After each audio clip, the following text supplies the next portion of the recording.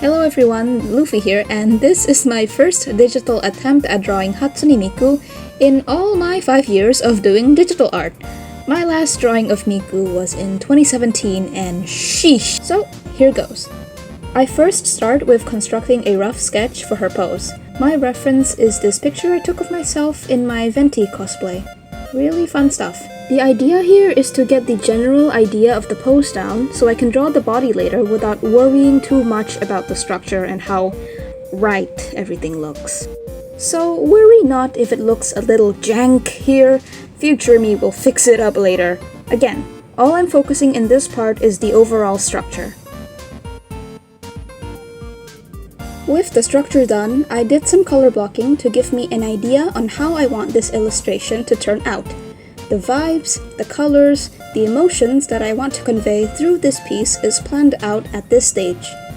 I was feeling inspired by a art style study video of Mika Pikuzo by Tipo and the song Idol by Yoasobi. So that's the overall vibe I was trying to capture.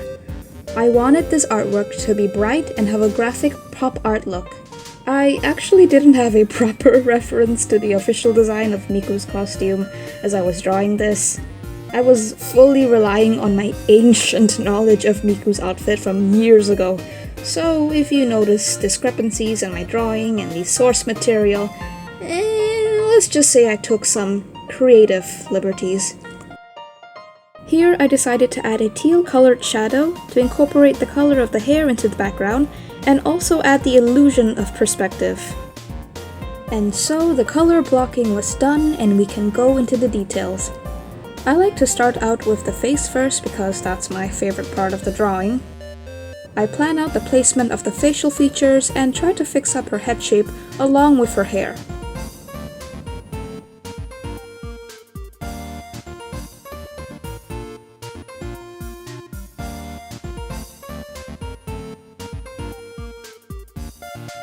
One by one, I gradually line the other parts of her body and costume.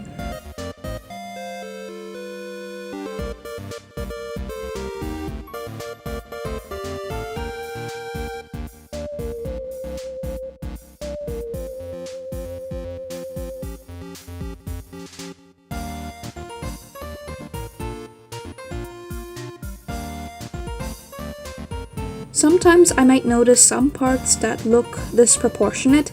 An easy fix with a warp tool does the job.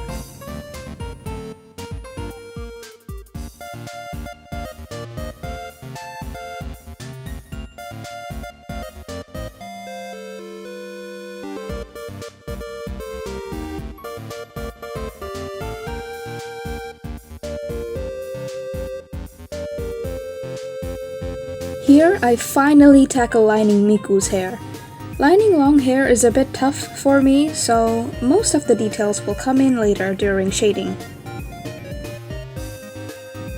I try to add these triangles of negative space at the curves of her hair to add to the flowy impression, if that makes sense.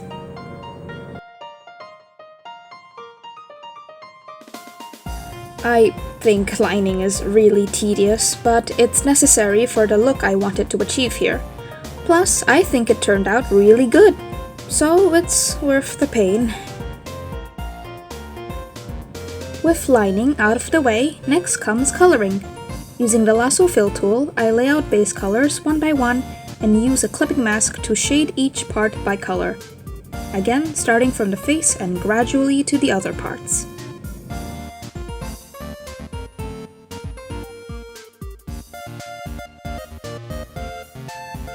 The video feature in Ibis Paint isn't the best, so I apologize if the zoom-ins look really blurry.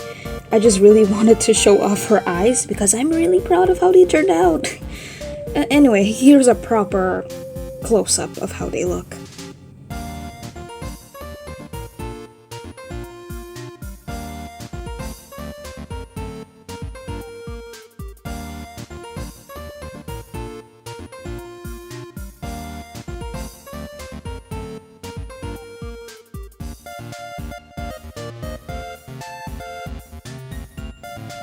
For her hair highlights, I brought in the yellow from the background to add a bit of contrast to the teal.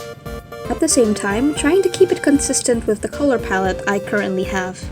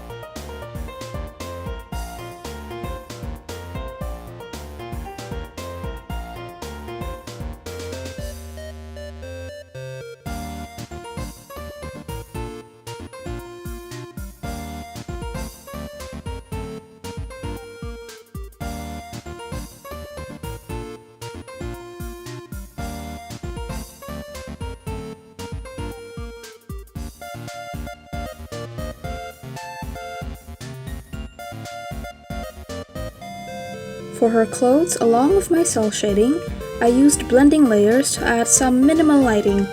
I airbrushed on pink on the right side for a gradual shadow, and using overlay, I airbrushed yellow on the left. In the areas where I cel shaded, I added some teal as the light from her hair is reflected there. I don't know how to explain it, but I hope that makes sense. At the edges of my cel shading, I used the same pink again to line it, again for a little pop of color. For fun! My shading process is really instinctual, I realized.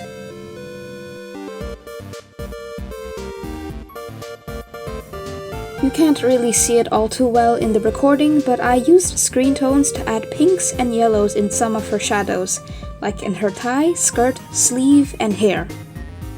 And with that, Miku is done. Finally, I work on the background. Basing off the color blocking I did earlier, I used screen tones again to sprinkle on some color in areas that seemed plain. I also used the triangle stamp brush for a little bit of variety.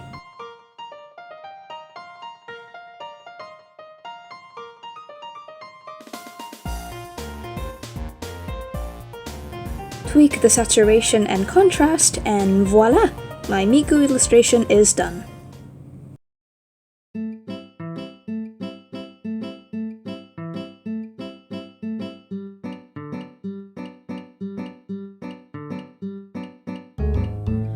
Oh boy, that was a wild ride. This piece took me roughly 8 hours to complete. I had a lot of fun working with bright saturated colors. It's like candy for my brain. I hope you enjoyed watching the process as much as I did drawing it. This is my first serious process video, so I hope the editing isn't too bad.